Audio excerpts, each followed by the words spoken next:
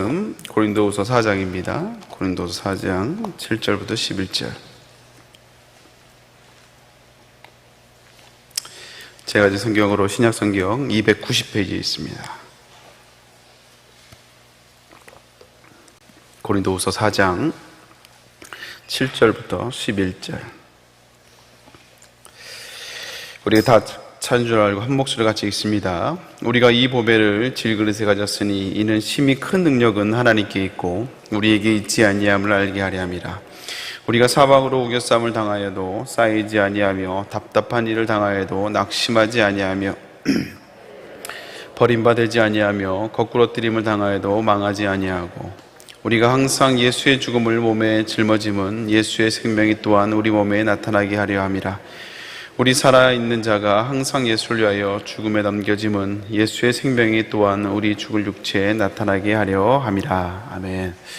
오늘 말씀을 가지고 질그릇과 보배라는 제목으로 함께 고린도후서 12번째 말씀 함께 나누도록 하겠습니다.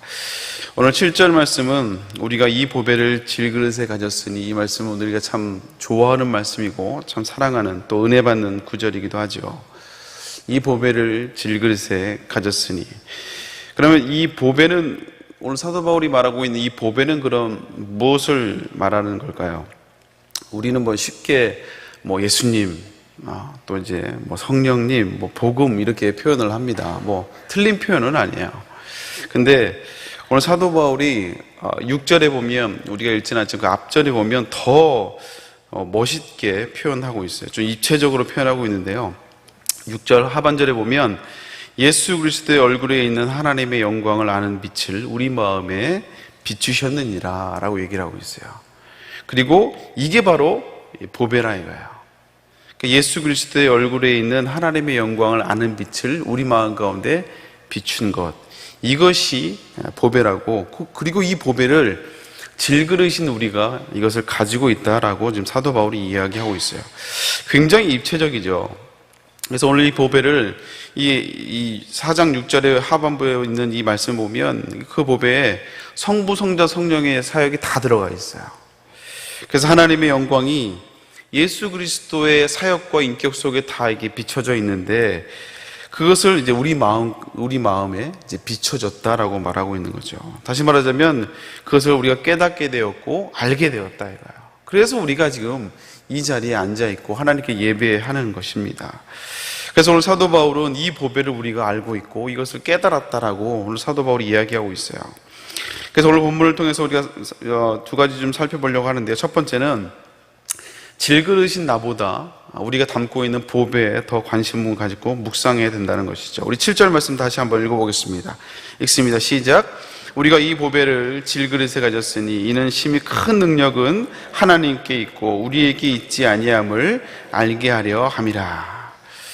하나님께서 예수 그리스도 안에 있는 최고의 값진 이 구원이라는 이 메시지를 깨어지고 그리고 넘어지기 쉬운, 오류에 빠지기 쉬운 인간 이 질그릇에 담겨주셨다라는 거예요.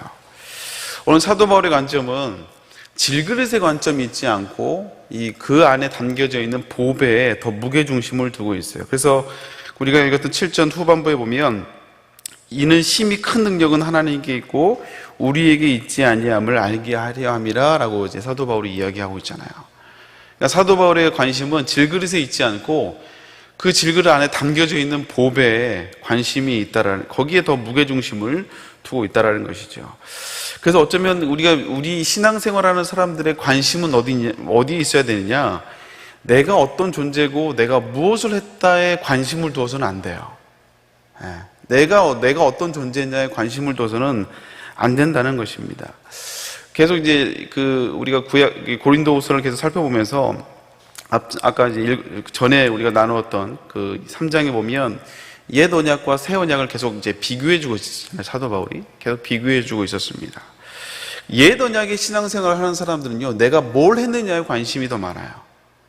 그래서 옛 언약에 의한 신앙생활을 하는 사람들은 율법을 지키는 것에 관심이 많았습니다.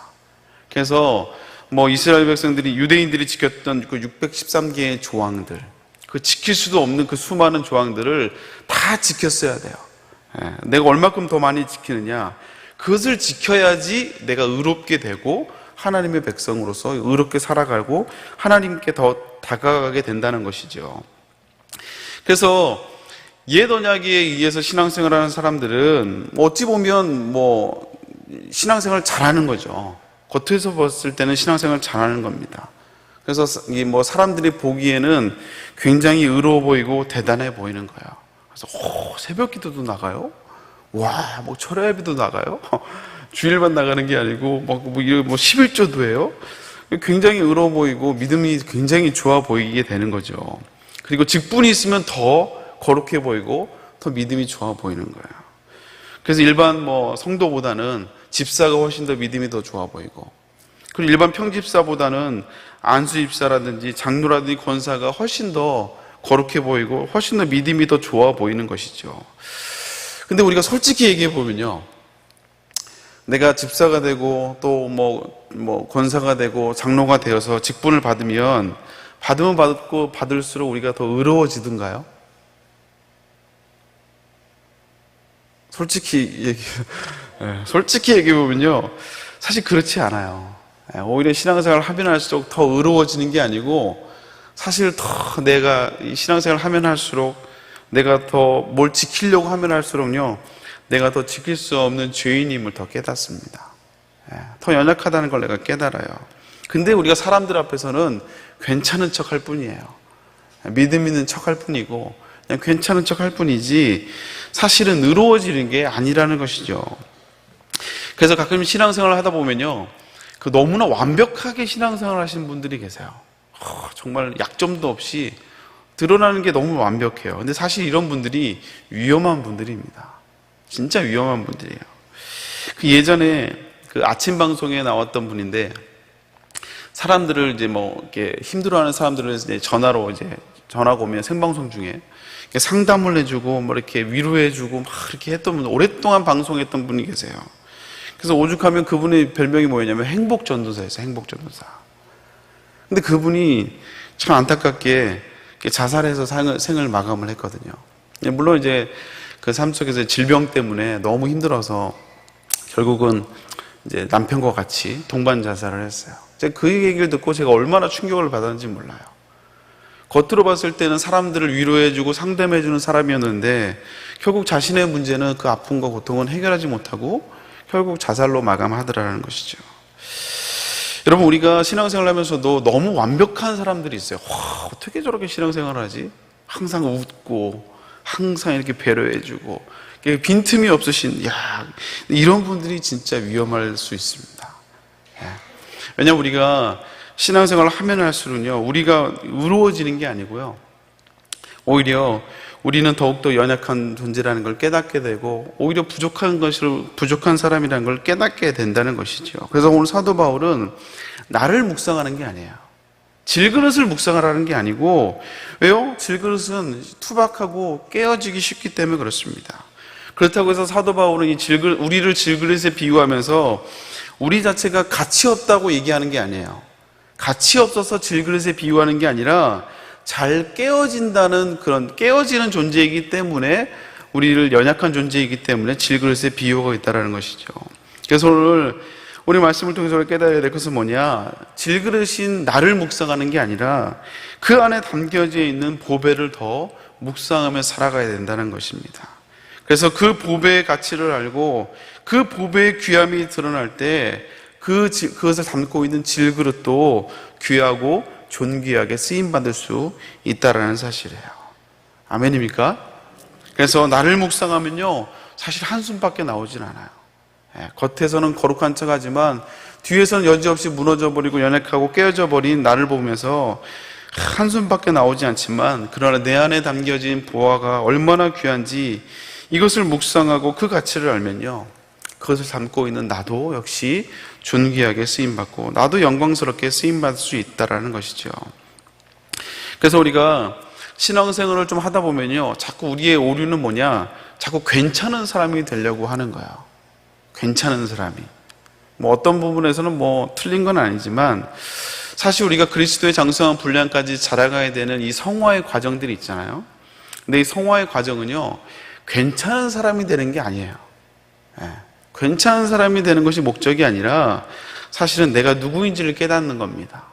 사도 바울의 표현을 빌리면 내가 질그릇이라는 걸 깨닫는, 성화가 되면 될수록 나는 연약한 존재고 나는 질그릇이라는 것을 더 깨닫는 거예요. 그리고 내 안에 담겨져 있는 이 보배를 더욱더 깨달아지게 하는 것이죠.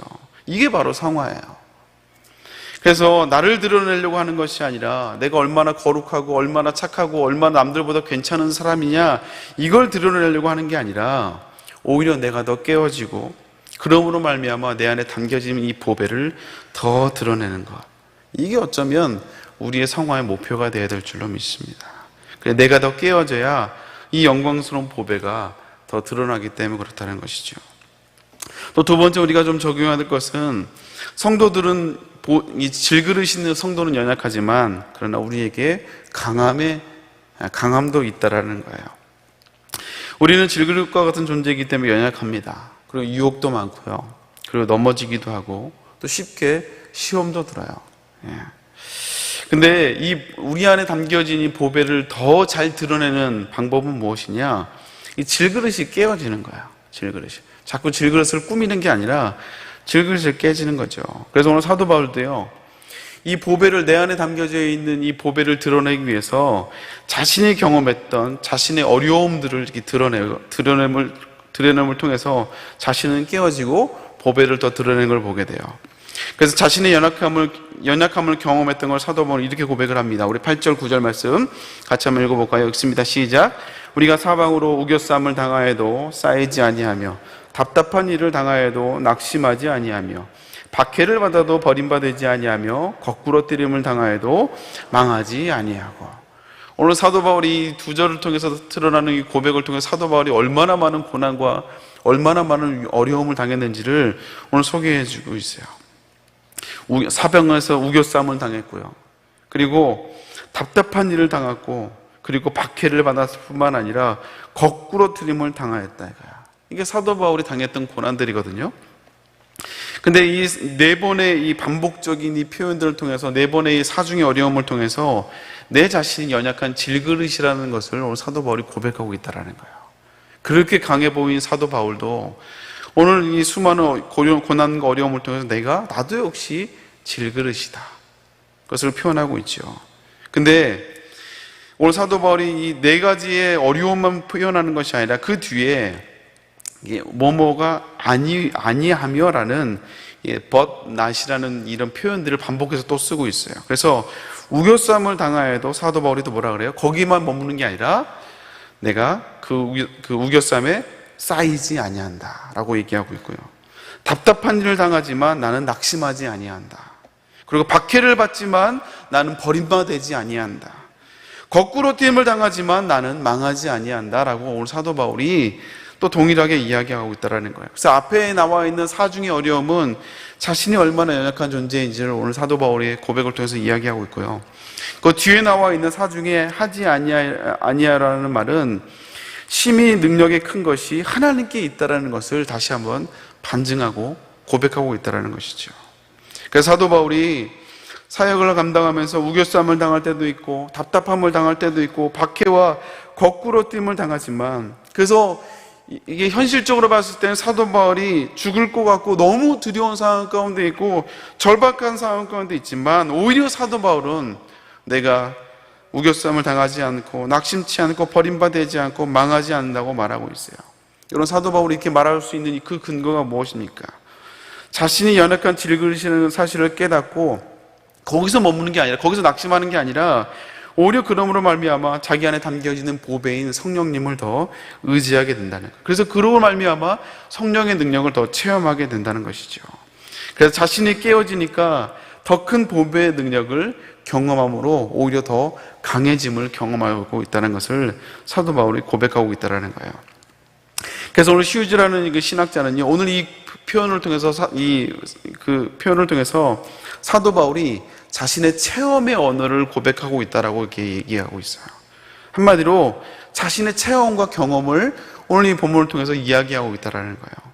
자신의 무능 연약함을 고백했지만, 체험했지만 거기서만 머물지 않고 모든 상황을 변화시키는 하나님의 놀라운 능력을, 성령의 능력을 다시 한번 경험함으로 이 고백을 하고 있다라고 오늘 사도 바울은, 휴지라는 신학자는 이 사도 바울의 표현을 고백하고 있다는 것입니다. 사랑하는 성도 여러분, 우리 성도가 강한 이유는 뭐냐?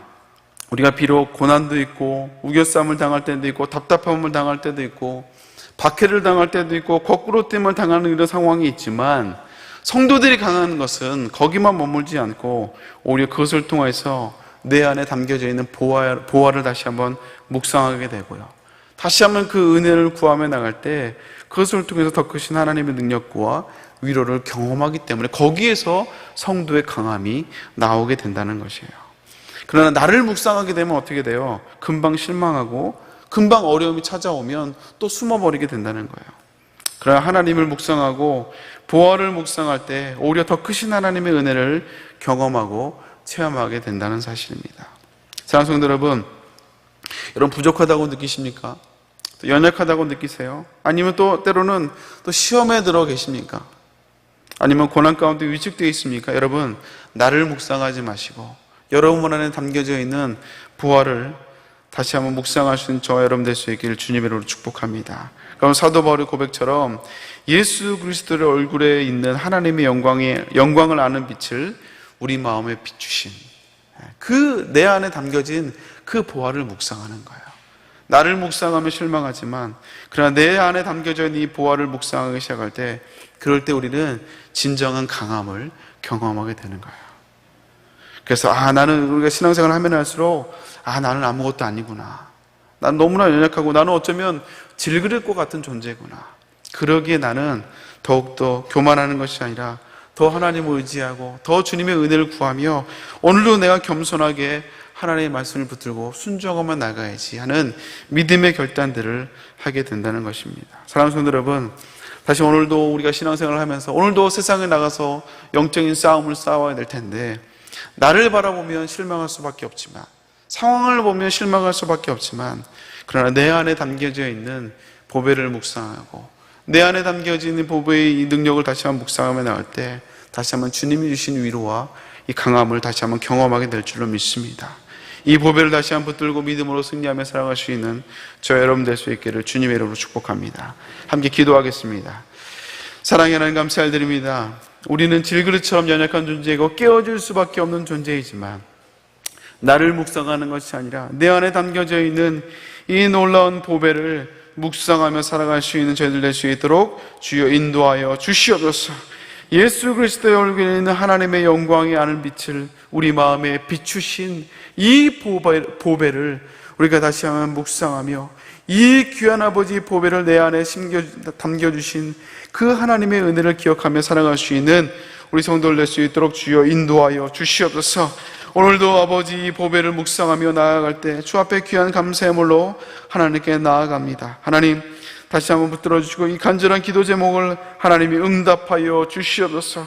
우리에게 주신 사명을 붙들고 기도합니다. 하나님 함께하여 주옵시고, 특별히 아버지 작정한 영혼들 놓고 기도합니다. 라이언 일병 구하기를 놓고 기도합니다. 하나님 붙들어 주옵시고, 아버지 주님 앞에 밀러대기가 될 수 있도록 아버지 주변에 있는 아버지 라이언 일병을 구하는 아버지 귀한 성도들 될 수 있도록 주여 인도하여 주시옵소서. 또 아버지 여러 가지 아버지 기도 제목을 놓고 기도합니다. 가정을 놓고 기도하며 아버지 사업장을 놓고 기도하며 자녀를 놓고 기도하며 사명을 놓고 기도합니다. 건강을 놓고 기도합니다.